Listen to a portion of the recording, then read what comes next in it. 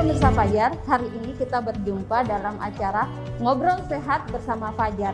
Kita akan mengangkat tema terkait pernikahan tanpa anak alias child free. Yuk kita langsung ke narasumbernya.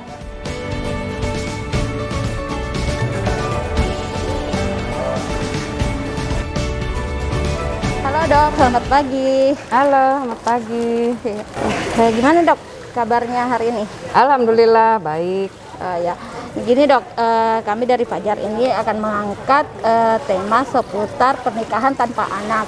Nah, itu gimana ya dok ya, dampak organ reproduksi seorang wanita ketika dia mempertahankan untuk tidak memiliki anak dalam jangka waktu yang lama.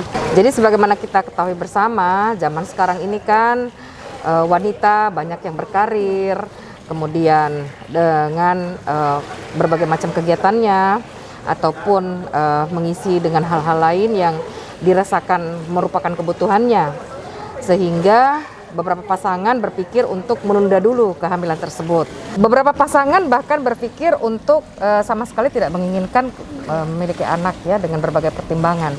Dan tentu hal-hal seperti itu adalah merupakan pilihan dari pasangan tersebut, dan kita bisa menerima dan memberikan jalan keluar kira-kira dengan metode apa yang terbaik bagi pasangan itu.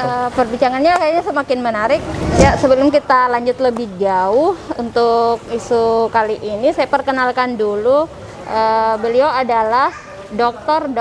Isharya Sunarno, spesialis OBGYN, konsultan feto-maternal, ya dok ya? Iya, betul. Saya ulang lagi kembali, ini penjelasannya terkait ini dok ya.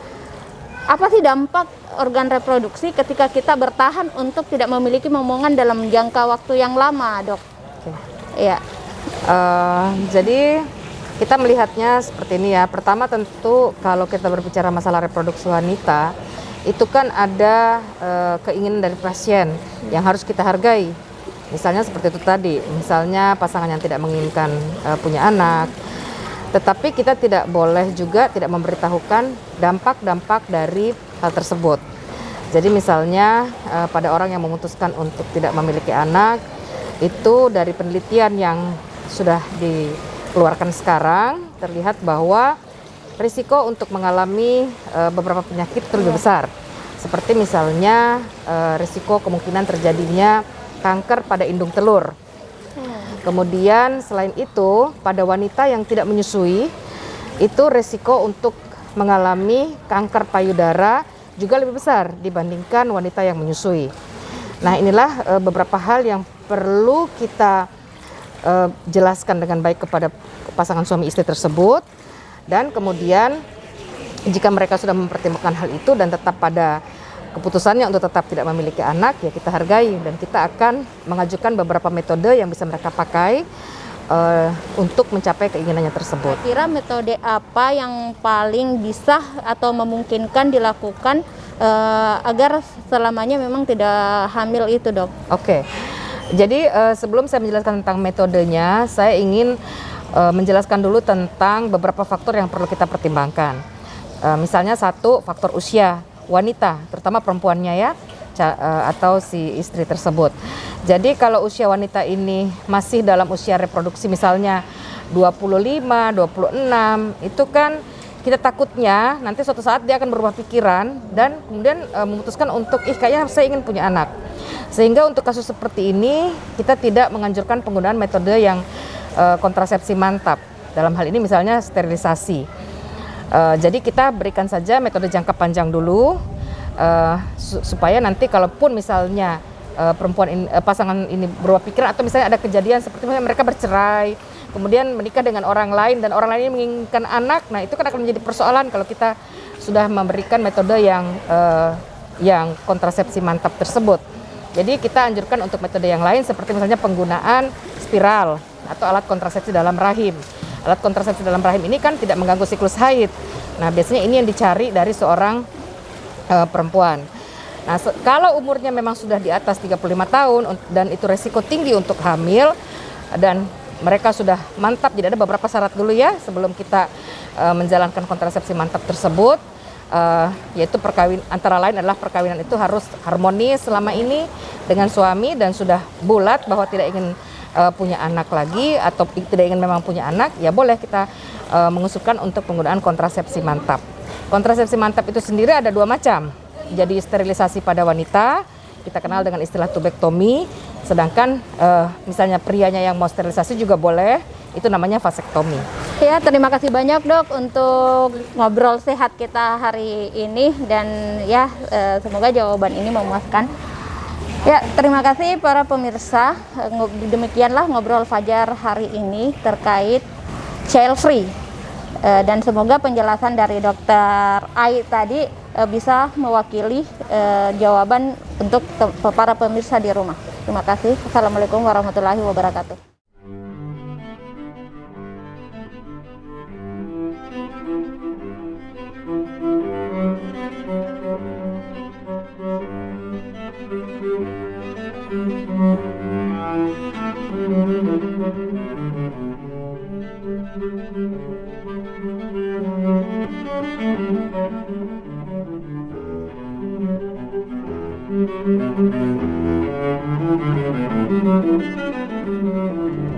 Di samping saya sudah ada Ibu Kartika Cahyaningrum. Beliau ini salah satu psikolog pernikahan di Makassar. Beliau juga salah seorang dosen psikologi Universitas Negeri Makassar. Ya, jadi kita akan membahas fenomena child free atau pernikahan tanpa anak yang sekarang lagi marak-maraknya bersama beliau. Baik, selamat pagi Ibu. Ya, cantik sekali hari ini, Bu. Terima kasih banyak. Selamat pagi. Iya, baik. Ini kita akan membahas tentang child free. Ketika sebuah pasangan memutuskan untuk tidak memiliki anak. Nah, itu ada dampak psikologisnya tentunya bagi lingkungannya juga.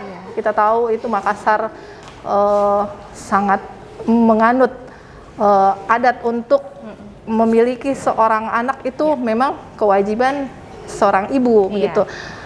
Lalu bagaimana, apakah ada waktu yang tepat untuk membicarakannya dengan pasangan atau bagaimana keputusan ini bisa diterima oleh semua pihak?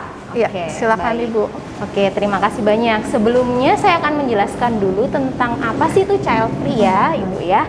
Jadi child free itu adalah sebuah decision atau keputusan sebagai seorang istri ataupun sebagai seorang suami, jadi pasangan untuk memutuskan bahwa mereka menikah tapi tidak memiliki anak, seperti itu. Jadi child free itu adalah ketika pasangan suami istri itu memutuskan untuk tidak tidak memiliki anak setelah menikah, seperti itu.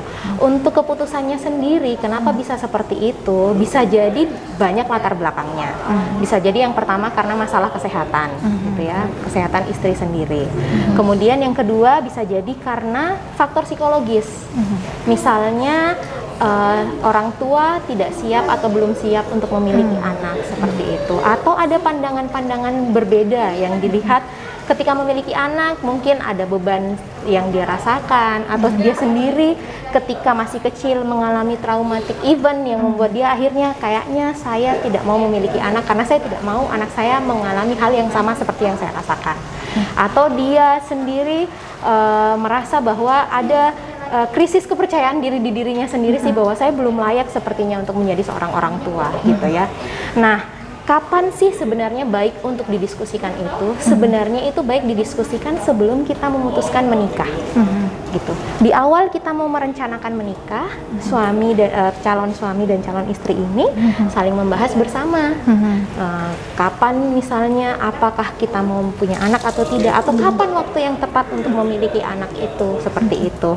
Kemudian ketika misalnya si istri misalnya memutuskan untuk tidak memiliki anak, apa sih yang menyebabkan dia tidak memiliki anak dan lain sebagainya, seperti itu. Jadi keputusan-keputusan itu harus diambil itu memang sebelum menikah, gitu ya, karena memang cukup harus ditahu juga bahwa sebelum pernikahan itu harus dibahas tentang anak, tanggung jawab apa saja sih yang akan mereka dapatkan ketika mereka menjadi seorang istri, seorang suami, seorang ayah, seorang ibu, itu sudah harus dibahas sama-sama seperti itu sebelum menikah. Kemudian setelah itu keputusan itu harus juga dibawa ke ranah keluarga, karena keluarga juga harus memahami seperti itu. Kenapa akhirnya pasangan suami istri ini memilih untuk tidak menikah, tidak memiliki anak seperti itu, gitu ya.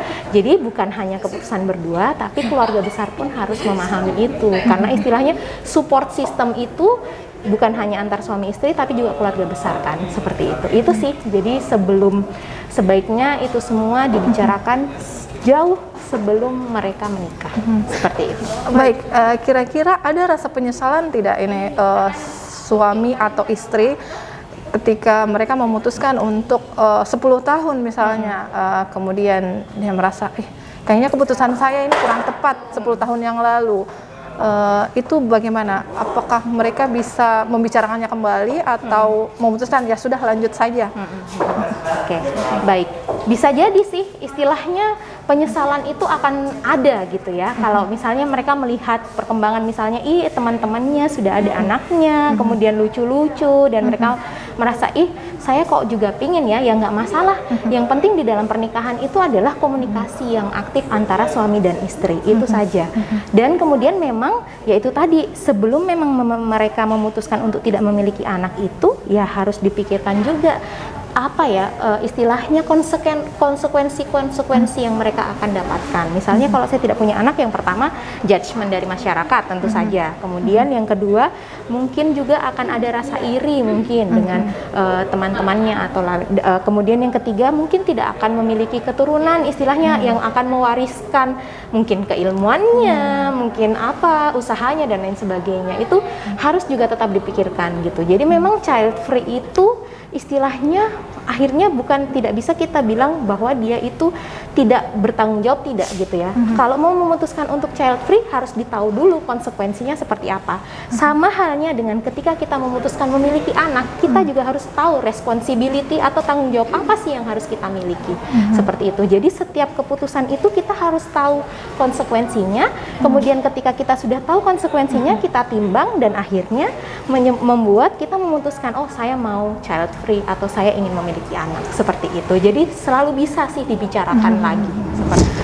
Baik, jadi ini child free harus diputuskan oleh kedua belah pihak. Iya. Jadi kalau salah satu pihak, misalnya suami atau istri tidak setuju, itu tidak bisa ya? Sebaiknya sih tidak, karena istilahnya yang akan mengarungi rumah tangga itu bukan hanya sendiri. Istilahnya kalau kita menaiki kapal, kita berdua, bukan satu orang saja gitu ya. Itu yang kadang kalau istilahnya egoisme antara suami atau istri yang belum masih bisa disatukan, itu yang menyebabkan akhirnya nanti pertengkaran dan bisa jadi perceraian. Jadi memang segala sesuatu terkait rumah tangga, apalagi ini important tentang anak, ya tetap harus dibicarakan bersama berdua seperti itu dan diputuskan juga berdua.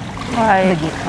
Baik, berarti child free itu harus diputuskan bersama kedua belah pihak, saling menghargai dan harus menerima konsekuensinya ketika kita memutuskan untuk child free, hidup menikah tanpa anak, dan segala judgement dari sekitar itu konsekuensinya itu kembali lagi ke individu masing-masing, apakah memutuskan untuk child free atau tidak.